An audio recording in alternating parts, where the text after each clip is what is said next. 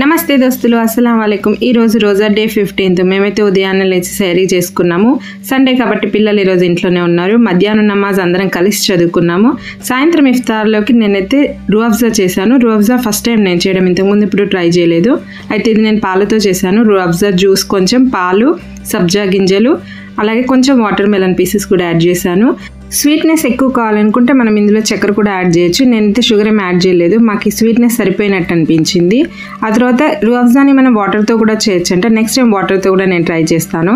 ఇంకా మనకి ఇష్టమైన ఫ్రూట్స్ ఏవైనా మనం పీసెస్గా కట్ చేసి యాడ్ చేసుకోవచ్చు. ఇంకా మేము ఇఫ్తార్కి అంతా రెడీ చేసుకుని చదువుకుని ఇఫ్తార్ అయితే కంప్లీట్ చేసుకున్నాము. ఆ తర్వాత మేము నమాజ్ చదువుకుని మసీద్ నుండి తీసుకొచ్చిన ఆష్లో బూందీ అయితే కలుపుకొని తిన్నాము. చాలా బాగుంటుంది టేస్టీగా. ఇంకా రాత్రి డిన్నర్లోకి అయితే నేను చికెన్ ఫ్రై చేశాను. సో ఇలా ఈరోజు మా రోజా గడిచింది. హోప్ మీకు ఈ వీడియో నచ్చింది అనుకుంటున్నాను. లైక్ చేయండి వీడియో నచ్చితే. ఛానల్ సబ్స్క్రైబ్ చేసుకోకపోతే సబ్స్క్రైబ్ చేసుకోండి. Thank you for watching.